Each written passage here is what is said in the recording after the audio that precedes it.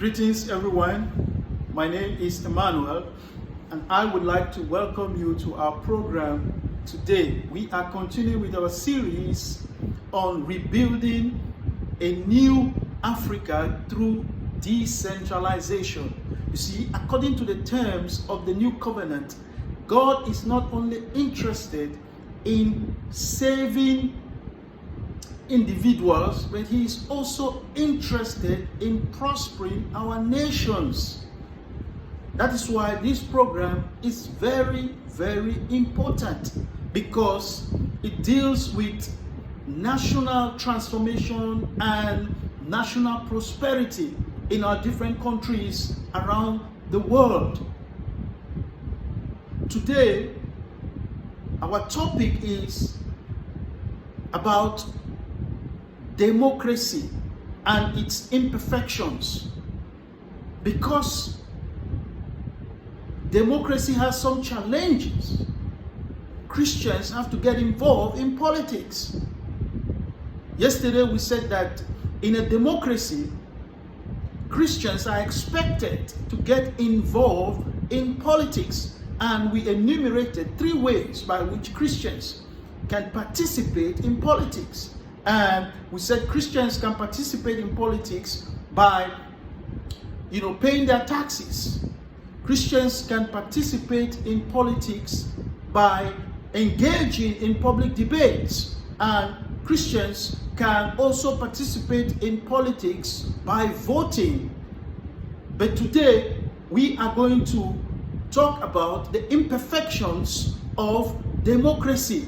You see, democracy is good, but it is an imperfect political system. Therefore, Christians must get involved in politics in order to defend their interests. Not only their interests, but the interests of all citizens. Why? Because the church is the voice of the voiceless and the defender of the defenseless and the conscience of our society. This is why this subject is critical. Like we said yesterday, democracy is the rule of the people. In a democratic system, power resides with the people. Power is with the people. Rule, the people are the ones who are in charge. According to Abraham Lincoln, he defined democracy as the government of the people, by the people, and for the people.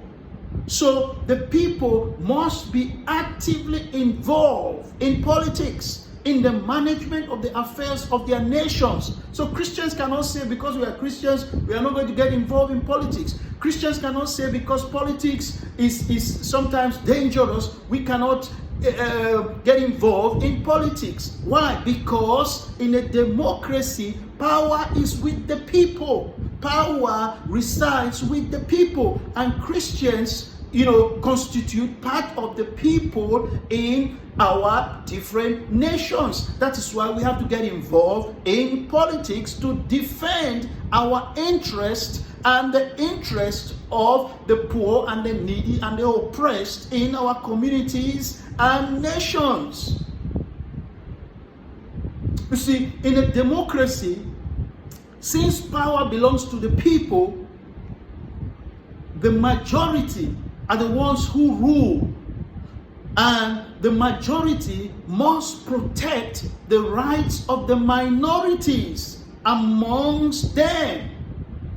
But in some democracies, there are undemocratic practices that occur in situations where the majority who are in government, they do not respect the rights of minority groups.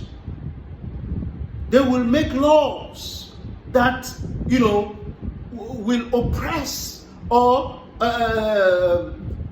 erode the autonomy of minority groups amongst them. But in a true democracy, the majority must protect, the rights of the minorities. That is why Christians have to get involved in politics in order to defend the rights of the oppressed, in order to defend the rights of the marginalized. We said we can get involved in politics through public debate. We can get involved in politics through elections. You see, in a democracy, the people select their leaders and they elect their leaders. But sometimes these leaders, they abuse their positions of power. Because of greed and other reasons, they will enact laws to oppress their opponents. Christians have to get involved to correct some of these imperfections.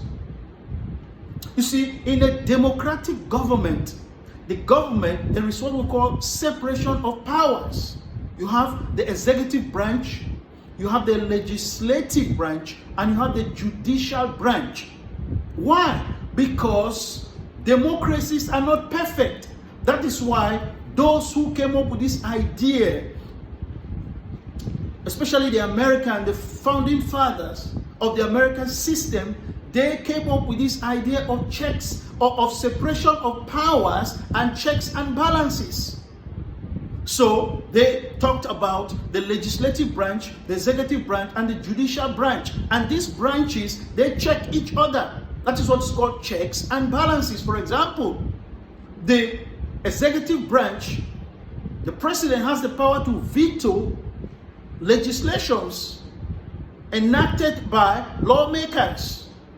The lawmakers can override, the president's veto by a vote of 2/3 of those legislators voting against the president's veto.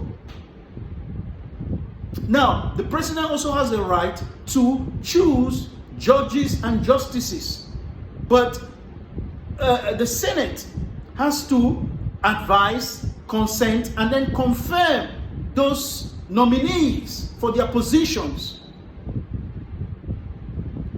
Now, that's a kind of checks and balances between the legislative branch and the executive branch.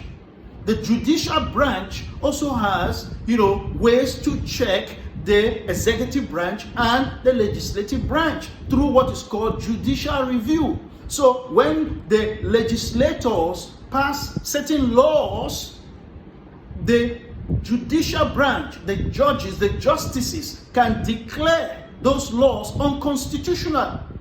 The judges or the justices can also declare, executive actions or decrees from the president as unconstitutional. So you see, there is this checks and balances. Why? Because the democratic system is not perfect. Democracy has some flaws. That is why Christians have to get involved in politics in order to defend the interests of the people.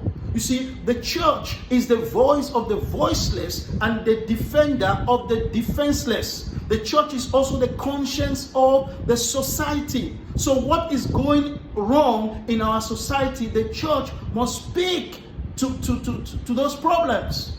That is why in the Bible, in Psalm 82 verse 2-4, the Bible says that we must defend the fatherless and the poor in our communities and in our nations. Not only that, the Bible also says that we have to rescue them from the hands of wicked leaders. We have to defend them, we have to deliver them. So the church has a big responsibility in a democracy to defend the poor and the needy and the oppressed.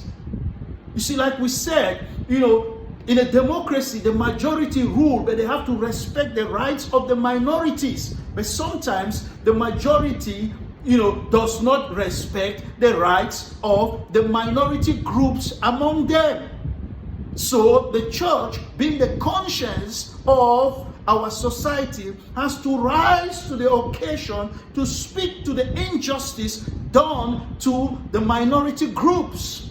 This is what must happen in our African nations, because minority groups are being marginalized. Minority groups are being oppressed by the majority in government. Sometimes, the minorities are the ones who are ruling, and instead of protecting the rights of the minority also oppresses the majority. So the church, being the conscience of our community, the church, which is the voice of the voiceless and the defender of the defenseless, must speak against injustice in our communities and nations. I believe it was Martin Luther King who said that injustice anywhere is injustice everywhere. So the church has an important role to play in a democracy. Another area where we have some flaws in our system of democracy is in the area of elections. Sometimes, in some countries, when we have unscrupulous politicians, they want to remain in power whether or not they are doing something that is good for the people or not. As a result of that, they would like to falsify elections. So Christians have to fight for election integrity, for the process of election to be free and fair. Now, one of the ways by which Christians can fight for free and fair election is through public debates and through voting. Christians have to be involved in politics by voting for the right people, for righteous men and women. The Bible says when the righteous are in government, the people rejoice. But when the wicked beareth rule, the people mourn. So that is one important way by which Christians can participate in politics, through which Christians can defend their interests and the interests of all citizens in their communities and in their nations. Democracy is good, but it is not perfect. Therefore, Christians must get involved in politics in order to defend the oppressed, in order to defend the marginalized, in order to defend minority groups, in order to defend the widows, the poor, the strangers in our communities and in our nations. The church is the voice of the voiceless. The church is the defender of the defenseless. The church is the conscience of our communities. The church must stand up. The church must promote righteousness and justice in our communities and in our nations. Why? Because sometimes, even in a democracy, there are some undemocratic practices from our political leaders.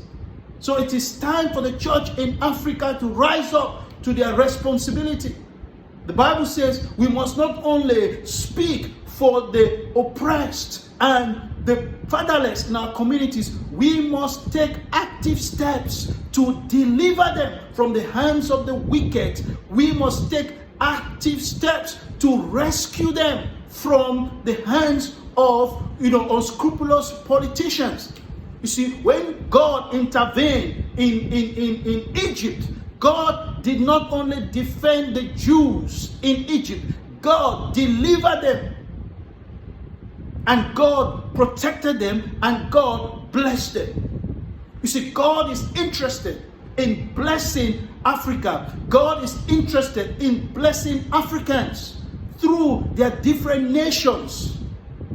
But the church has to, rise to the occasion to be the voice of the voiceless and the defender of the defenseless and the voice, the conscience of our communities. Democracy is good, but it has imperfections. It has flaws. Therefore, Christians have to get involved in politics to defend the interests of the people, to defend the interests of the marginalized, to defend the interests of the poor and the needy and the fatherless and the widows in our communities and in our nations. Thank you so much for watching this video. Please share this video with your friends and family members. We are going to continue next time. Until then, bye-bye.